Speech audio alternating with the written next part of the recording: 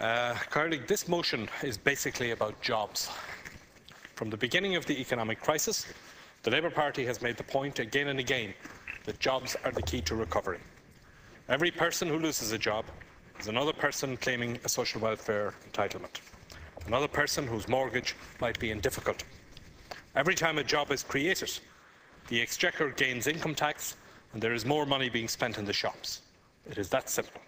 If we want to fix the banking crisis and the fiscal crisis, then we have to have a clear strategy on employment. But that is precisely what has not been forthcoming from this Fianna Fáil government. At the time of the last budget, the Labour Party supported the objective of achieving a €4 billion adjustment in the public finances. But we argued then, as we have argued since, that unless that adjustment was accompanied by a job strategy, then the danger is that the cure will kill the patient or certainly worsen its condition. A major feature of this recession has been the huge increase in the savings ratio, as consumers lost confidence in this government and in the future of the Irish economy. The ESRI are forecasting that this increase in savings will take some €7 billion out of the economy in 2010. That drainage is reinforcing the impact of the budget cuts. A coherent job strategy would help to restore consumer confidence, increase spending and create jobs. Labour's Strategic Investment Bank should be a key plank in Ireland's job strategy. Its structure and role would make a major contribution to the immediate task of promoting recovery, while also playing a central role in the transformation and restructuring of the Irish economy. Moving away from the casino capitalism of Fianna Fáil, restoring Ireland to an export-led growth model, where we pay our way in the world through the quality of what we produce and sell. To achieve that goal, we need investment finance. We need finance for investment in the infrastructure of a 21st century knowledge economy, and we need finance for investment in the firms that will grow up around that infrastructure. What is clear is that this necessary finance will not be provided by a banking system that is hobbled by the legacy of greed and excess.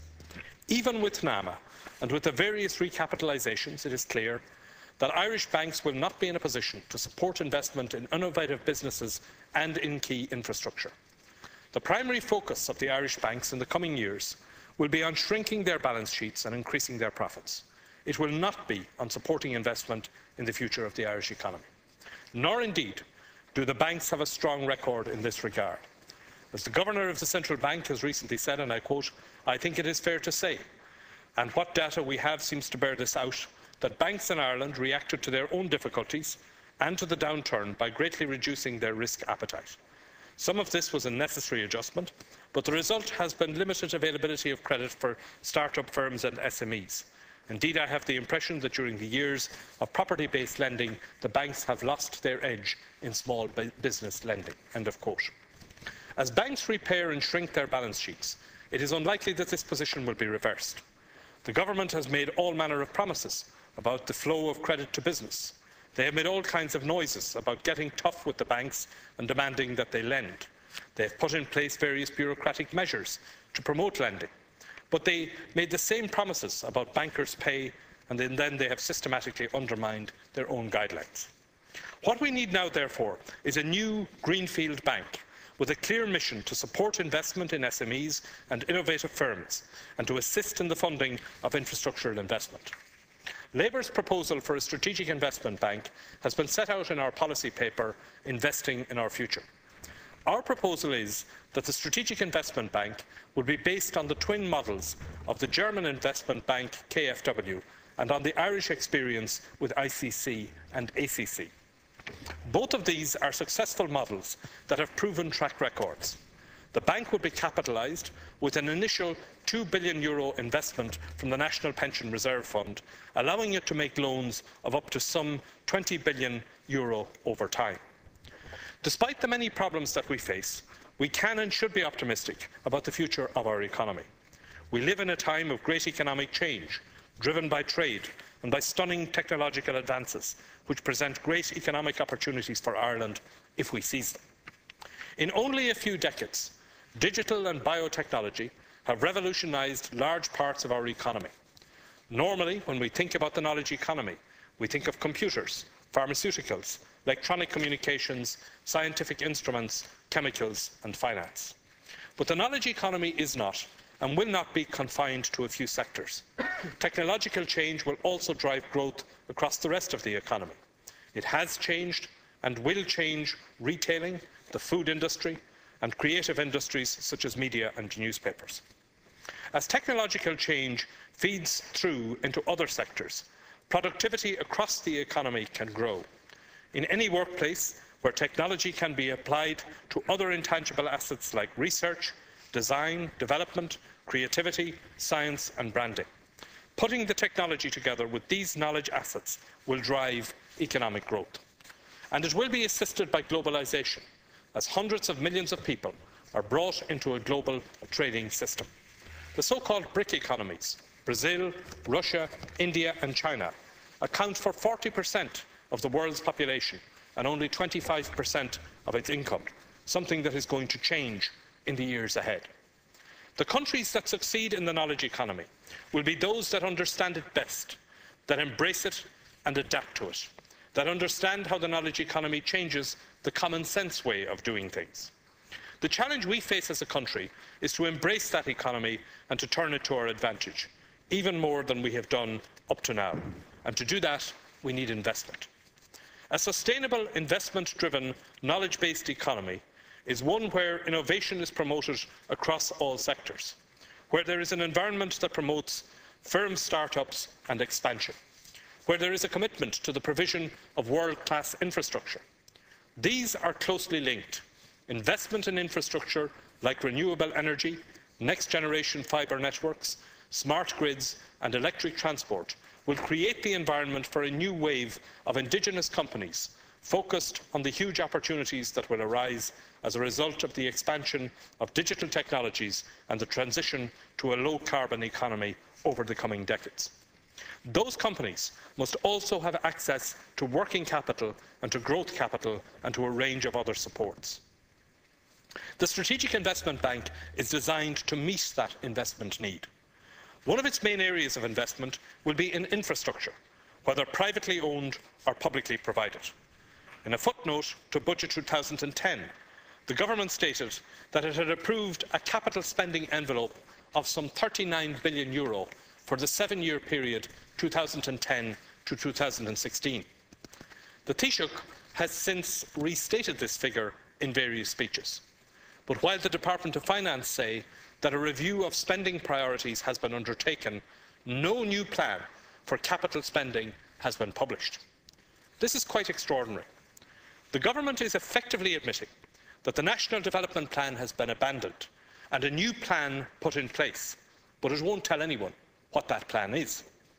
The profile for capital spending set out in Budget 2010 shows nominal spending of €6,466 million in 2010, or approximately 5% of GNP.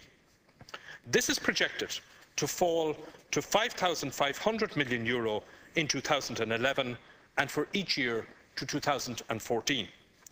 So the nominal amount of spending stays the same, but will fall as a share of GNP.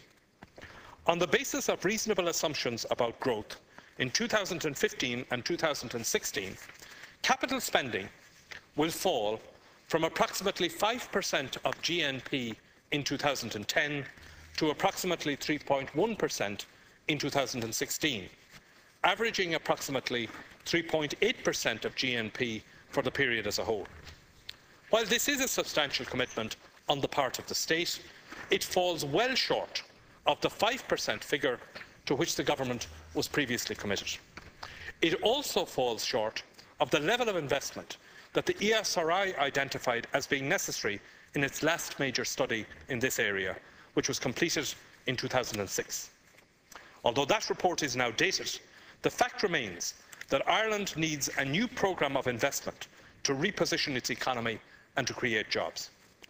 The investment economy cannot be realised unless we look to innovative solutions.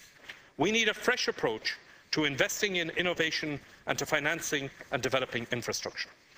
There have been a number of proposals made in this area, which the government have committed to examining, but which have never produced any action. While the government long ago committed itself to the principle of non-traditional financing through PPPs, its implementation of that approach has been fragmented and weak, and the cost of PPPs has been the subject of some criticism.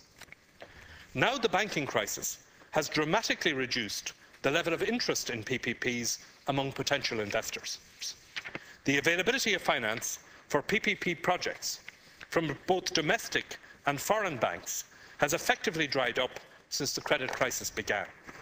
Where finance is still available, it is for shorter periods than the life of the infrastructure project in question and at a much greater cost, mostly rendering the PPP funding model unviable. There is nothing to suggest that the private banks have any appetite to continue to finance such projects.